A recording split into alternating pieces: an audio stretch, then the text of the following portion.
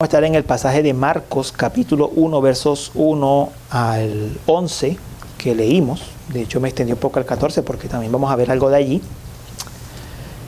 Acerca de la entrada triunfal del Señor a Jerusalén, lo que se conoce popularmente como Domingo de Ramos. Jesús fue muy cuidadoso con los detalles de su entrada a Jerusalén. Y el evangelista Marcos se centra en resaltarnos que Jesús tuvo ese cuidado, en ese cuidado de los detalles, porque Jesús quería lograr un propósito. Lo que Jesús quería lograr es que Israel reconociera a su rey. Vamos a ver en el pasaje cómo Jesús controla todos los detalles para que, esperando una respuesta de ellos. Y vamos a ver la respuesta de ellos. Así que el sermón de hoy se va a titular La inesperada reacción a la llegada del rey, y va a tener solamente 2 puntos. El primero, la preparación intencional del rey, y el segundo, la reacción a la llegada del rey. El primero es la preparación y el segundo la reacción. Entonces, ¿cómo empieza el pasaje? El pasaje nos dice que Jesús se acerca a Jerusalén por Betfagé y Betania. Aquí no se nos dan todos los detalles, pero el Evangelio de Juan sí nos dice lo que había pasado antes. Justo antes de esto, el Señor había resucitado a Lázaro, y en Betania. Y con la resurrección de Lázaro, las autoridades judías se reunieron y planearon matar a Jesús. Entonces Jesús viene de allí, es lo que nos está ilustrando acá al decirnos que viene de Betania.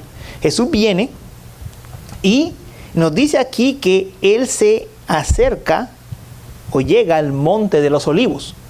Jesús llega al Monte de los Olivos. Y desde el Monte de los Olivos, Jesús planea su entrada a Jerusalén. Él planea cómo va a entrar. Ahora, Él parte del Monte de los Olivos, pero miren cuál es la meta de Él. Dice al final del verso 11: Jesús entró en Jerusalén, fue al templo. ¿Cuál era la meta final de Jesús? El templo. Ese es un detalle que a veces se pierde, que la meta final de Jesús no era ni siquiera Jerusalén como tal, era entrar al templo. Entonces, Él parte del Monte de los Olivos, llega al templo, y ese recorrido de los Olivos al templo es importante, porque tiene mucha historia bíblica detrás de Él. Ténganlo allí presente, porque al final vamos a ver el detalle. Entonces vamos a ver que Jesús continúa preparando su entrada y les da instrucciones a los discípulos. Vuelvo a leer para ustedes los primeros versículos, versos 1 al 3. Cuando se acercaban a Jerusalén por Betfagé y Betania, cerca del Monte de los Olivos, Jesús, noten los verbos, Jesús envió a 2 de sus discípulos y les dijo: vayan a la aldea enfrente de ustedes, y tan pronto como entren en ella, encontrarán un pollino atado en el cual nadie se ha montado todavía. Desátenlo y tráiganlo. Si alguien les dice: ¿por qué hacen eso?, digan: el Señor lo necesita y enseguida lo devolverá acá. Aquí hay 5 verbos: envió, vayan, desátenlo, tráiganlo, digan. Son órdenes. Jesús está dando órdenes aquí. Y en estas órdenes que Jesús está dando, Jesús nos está demostrando que la entrada a Jerusalén no fue casualidad. Él está planeando todo. Él está planeando toda la escena. Los discípulos tienen que ir.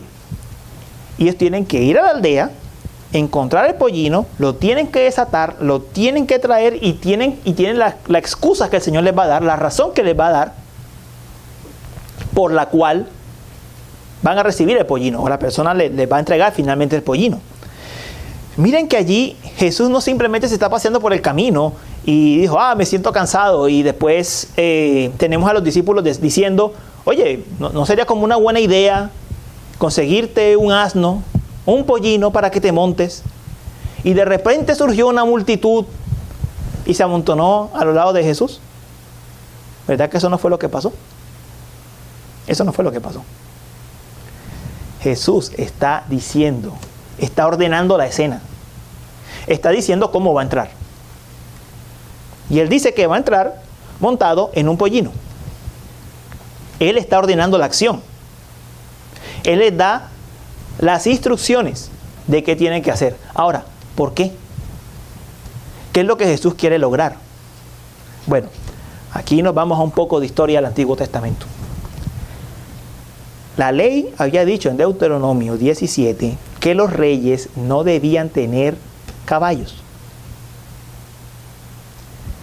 Entonces David, el ancestro del Señor Jesús, tenía mulas, no tenía caballo.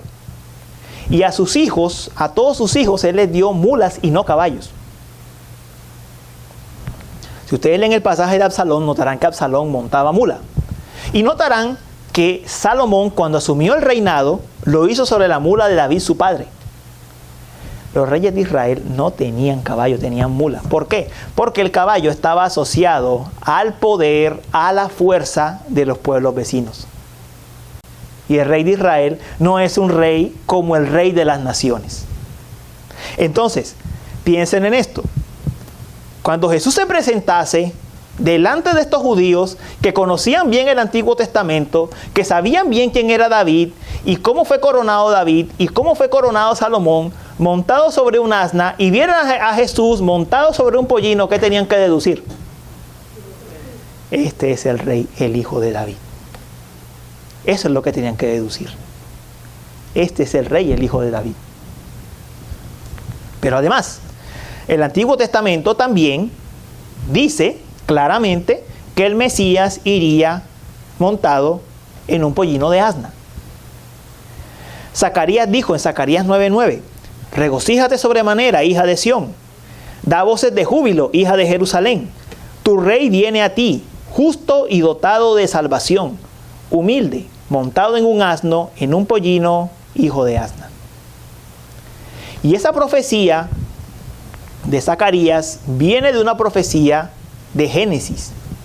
No la voy a leer toda, es un poco extensa, pero en esa profecía de Génesis básicamente dice que el hijo de Judá montaría un pollino, un hijo de asna. Zacarías lo único que hace es dar más claridad quién es la persona, el hijo de David. Pero la profecía ya estaba. Entonces, el hijo de David, la casa de David acostumbraba a recibir el reinado montados en un mulo, en un pollino de asna.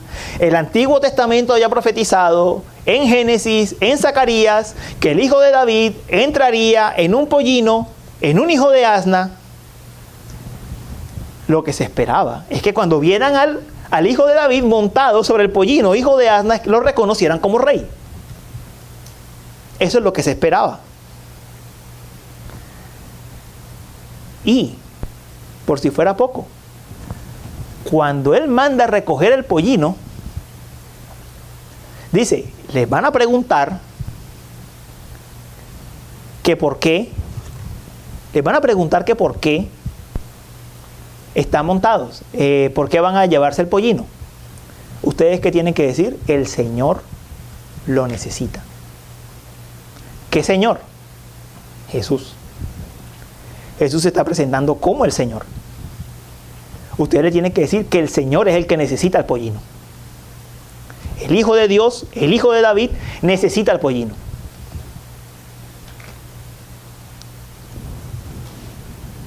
Todos los cabos, Jesús los tiene controlados. Entonces,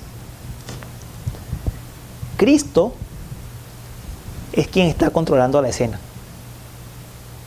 Él es el que está armando toda la situación para su entrada a Jerusalén. No son las circunstancias sueltas que hay por allí. Pobre Jesús, víctima de las circunstancias. No, Él está ordenando todo. Y esa es una verdad importante que tenemos que recordar el día de hoy. Cuando estamos hablando de Jesús, hablando de Cristo, incluso en los momentos de su humillación y de sus sufrimientos, estamos hablando de aquel que es Rey de Reyes y Señor de Señores. Estamos hablando de aquel que es Dios hecho carne.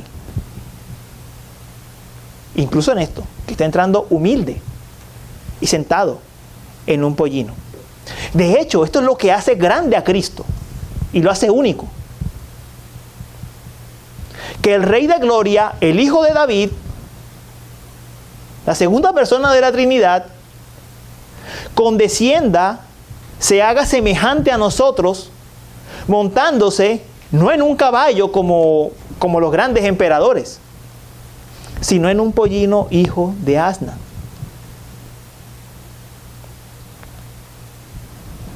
Aquel que es más grande que todas las cosas.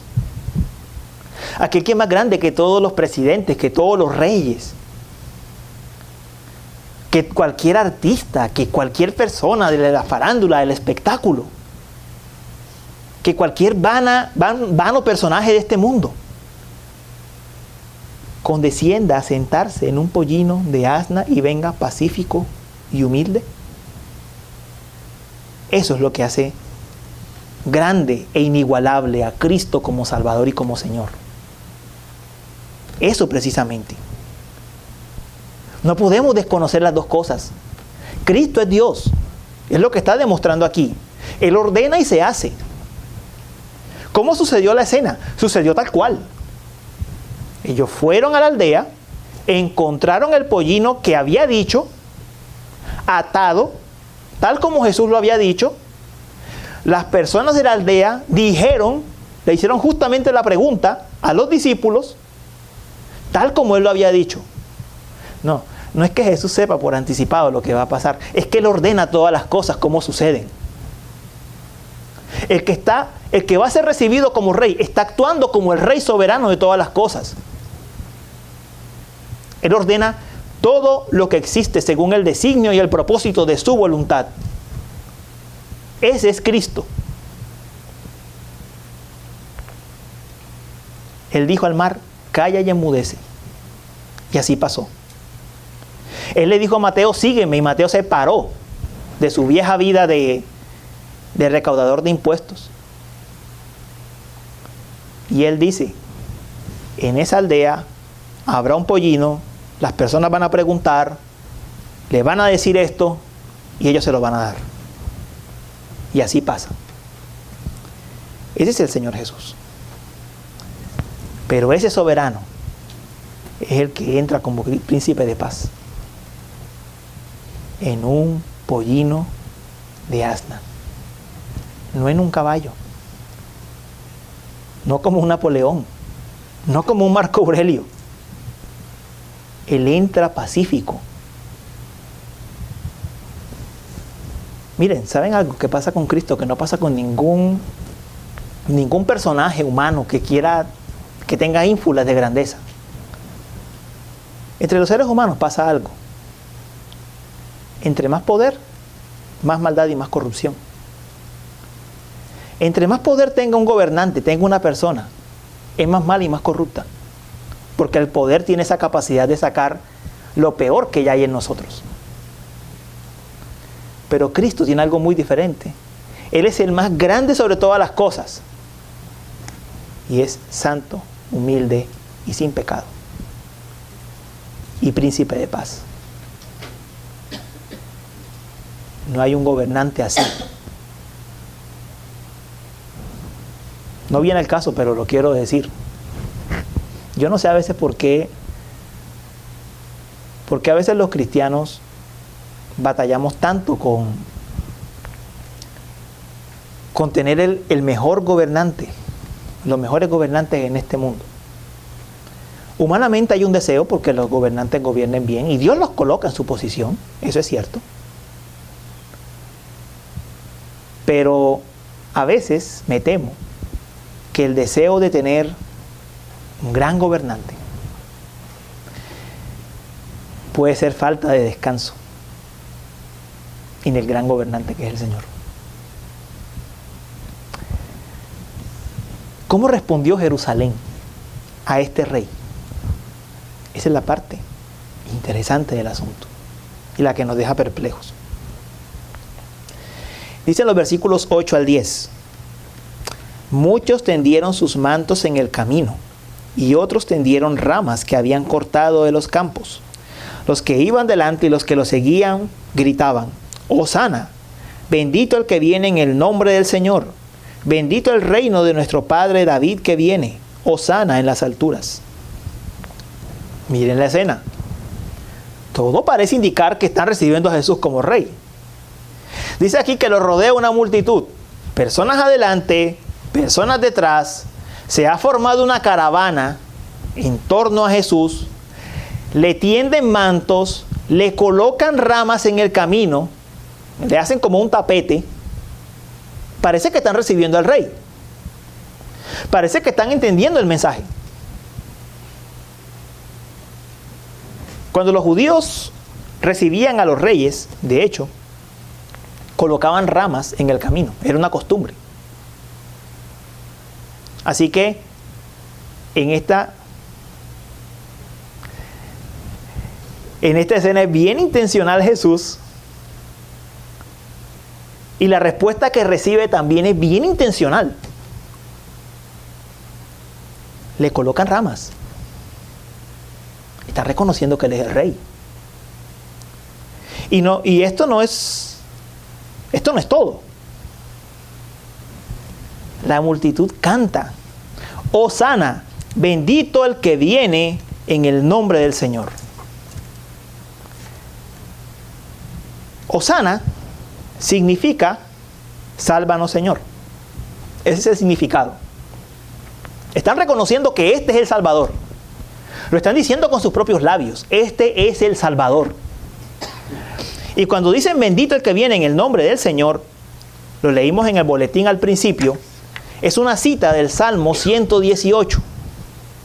Ese salmo básicamente trata de que David como rey estuvo en angustia, el Señor lo libertó, el Señor lo libró, y entonces Israel lo recibe de vuelta. Y es un salmo que siempre fue entendido por los judíos como un salmo que hablaba del Hijo de David, de Cristo. Entonces, los judíos saben bien lo que están haciendo y lo que están cantando. Están reconociendo que este es el Hijo de David, que este era el libertador que estaban esperando. Y eso no es todo. Miren el detalle que ellos agregan. Ellos mismos interpretan lo que están diciendo. Dice en la segunda línea, en el versículo 10. Dice en el 9, bendito el que viene en el nombre del Señor. Dice en el 10, bendito el reino de nuestro padre David que viene. Ellos están reconociendo que este es el rey davídico. Que este es el rey que estaban esperando. Muchos comentaristas cuando llegan a este pasaje dicen, parece que ellos no sabían lo que estaban diciendo. Por favor. Aquí es claro que ellos sabían lo que estaban diciendo. Ellos saben lo que están cantando. Y entonces vemos esta asombrosa escena. Una caravana. Jesús en el pollino. El tapete está tendido. Están reconociendo que este es el rey. Están diciendo que Él trae la salvación. Que Él es el Hijo de David. Y por muy emotiva que parezca la escena, y por muy llena de doctrina y ortodoxa que parezca la escena, están cantando lo correcto, están haciendo lo correcto, tienen las emociones correctas, no es real. Pura hoja. No es real. ¿Por qué no es real? El versículo 11 lo explica. Jesús entró en Jerusalén, fue al templo y después de mirar todo alrededor, salió para Betania con los 12 discípulos, siendo ya avanzada la hora. ¿Ustedes recuerdan la primera lectura? ¿Qué era lo que pasaba en el templo cuando llegaba el que iba a ser coronado como rey? Era ungido, era coronado, se paraba al lado de la columna y era aclamado como el rey de Israel. Hermanos, el rey había llegado, le tienden el tapete, cantan que este es el rey, llega al templo y no hay nada. ¿Dónde está mi corona? ¿Dónde está mi cetro como rey? El rey no ha sido coronado. Hermanos, da escalofríos leer esto.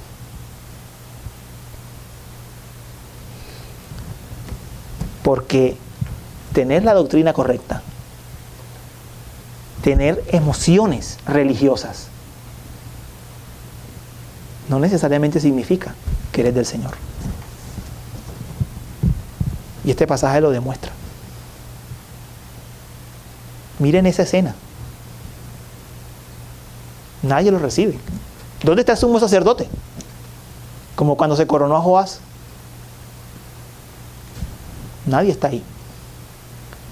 Cantan que es el hijo de David. ¿Dónde está la multitud? Nadie está ahí. ¿Y saben qué es lo peor? No solo que el Antiguo Testamento nos da el ejemplo, deja el registro de cómo se hacía la coronación, sino que el Antiguo Testamento profetizaba que esto iba a pasar. Que, por eso le dije al principio, tengan en mente cómo ocurre la caravana, que del Monte de los Olivos, la gloria del Señor volvería a entrar al templo. Eso el Antiguo Testamento lo decía. En varios pasajes. No los voy a leer todos, pero les voy a dar las referencias. Y aquí viene algo de historia también. En el año 586, cuando Judá fue cautiva y fue a Babilonia, el profeta Ezequiel vio una visión donde la gloria del Señor deja el templo. Pero él también vio otra visión, cuando la gloria del Señor en los últimos días iba a regresar al templo. ¿Y cuál era el recorrido que la gloria del Señor hizo cuando dejó el templo? Salió del templo al Monte de los Olivos. ¿Y cuál fue el recorrido que hizo de regreso? Del Monte de los Olivos al templo. Uno dirá, bueno, es la gloria del Señor. No necesariamente es el rey. El profeta Ageo dijo que el deseado de las naciones, el hijo de David, entraría al templo. Y que esa era la razón por la que ese mismo templo que estaba levantado en Jerusalén en ese momento tenía que ser construido. Porque él iba a llegar a su templo. Ageo 2, verso 9. Puede buscar en su casa. Y el profeta Malaquías también dijo lo mismo. El profeta Malaquías dijo en Malaquías 3:1: yo envío a mi mensajero y él preparará el camino delante de mí, y vendrá de repente a su templo el Señor, a quien ustedes buscan, el mensajero del pacto. Está hablando de Cristo. En quien ustedes se complacen, ya viene. Hermano, ahí les he mencionado 3 referencias, 3 veces, que el Antiguo Testamento una y otra vez decía: aquel que es la gloria de Dios. Cristo es la gloria del Dios invisible, el resplandor mismo de su sustancia. Él iba a recorrer del Monte de los Olivos al templo e iba a entrar.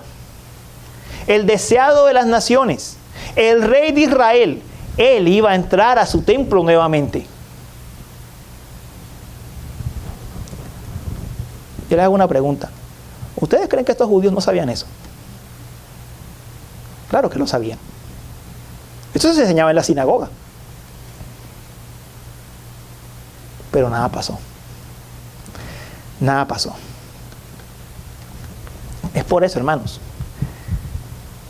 que Jesús dice: este pueblo tiene que ser juzgado. Lean los versículos 12 al 14, que es lo que sigue. Lo que viene ahora es una representación de las consecuencias de lo que pasó. Dice: Al día siguiente, cuando salieron de Betania, Jesús tuvo hambre. Y viendo de lejos una higuera con hojas, fue a ver si quizá pudiera hallar algo en ella. Cuando llegó a ella no encontró más que hojas, porque no era tiempo de higos. Jesús, hablando a la higuera, le dijo: nunca jamás coma nadie fruto de ti. Y sus discípulos le estaban escuchando. ¿A quién creen que representa la higuera? A Israel. De hecho, en el Antiguo Testamento se le llama la higuera en algunos pasajes. Israel es la higuera. Y Jesús lo que está diciendo es que Él llegó y esperaba ver fruto. Él esperaba que lo iban a coronar como rey. No pasó. ¿Y cuál fue la maldición? Nunca nadie coma de ti fruto.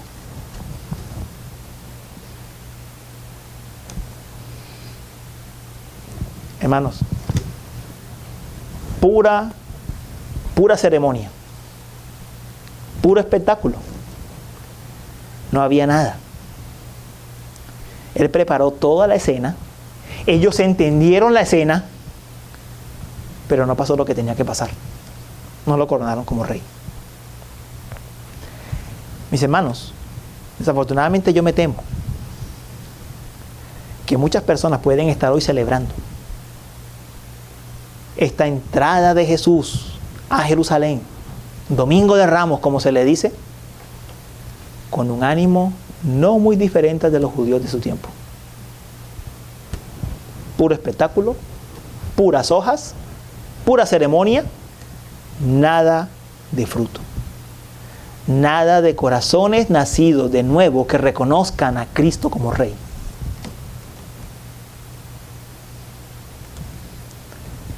Los judíos reconocieron a Jesús como Rey, pero parece ser que Jesús no era su Rey. No lo reconocieron como su Rey. Bueno, de hecho, en la cruz ellos fueron más claros. Cuando ellos dijeron: nosotros no tenemos más Rey sino a César. No lo hicieron una ceremonia para recibirlo como rey, pero no era su rey.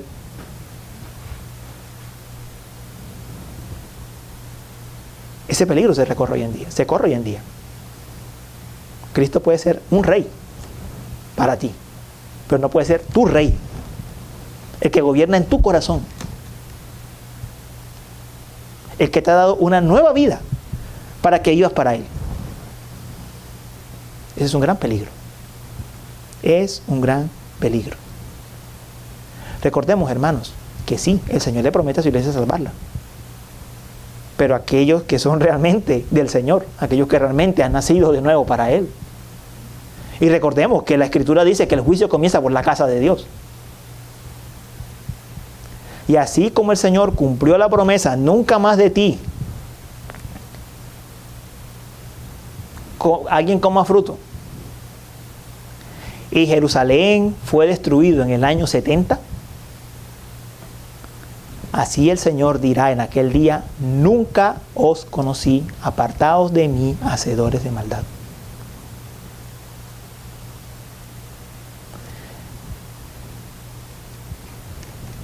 Pero la historia no termina aquí, porque también hay buenas noticias en la historia.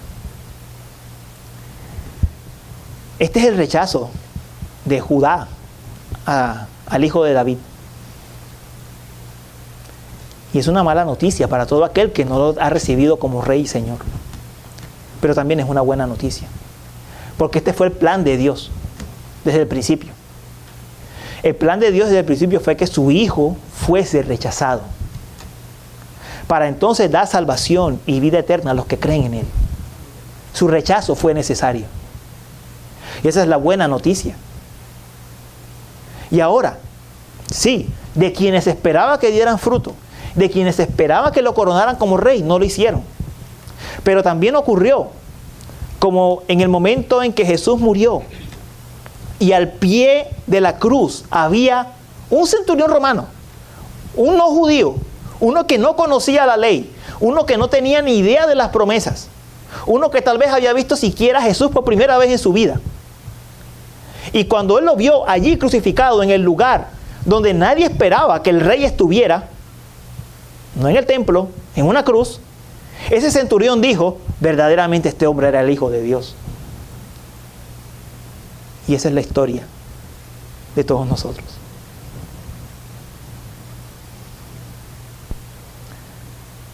Pues como dice la Escritura, le amamos sin haberle visto.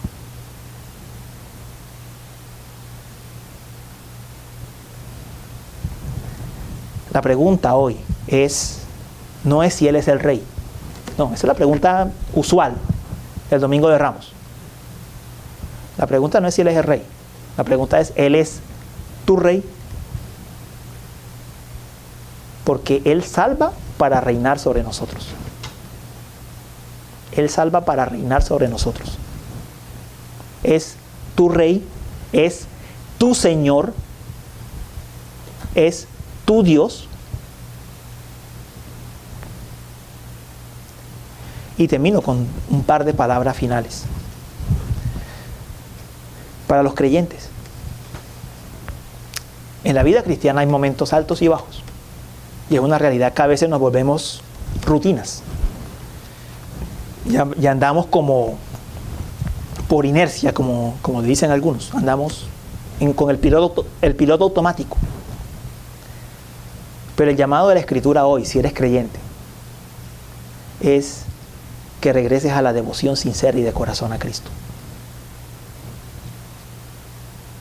Ese es el llamado de la Escritura hoy. Si no lo eres, aquí estamos todavía. No ha ocurrido el juicio.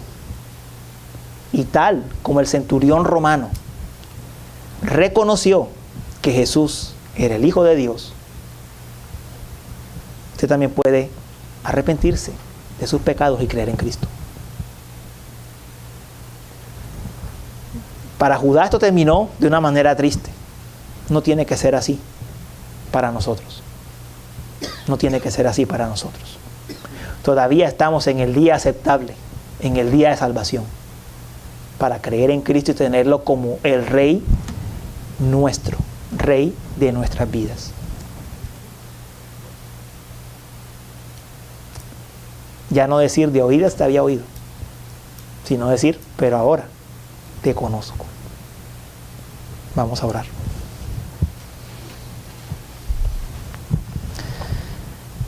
Soberano Señor, gracias te damos en esta mañana por tu gracia, por tu misericordia, Señor,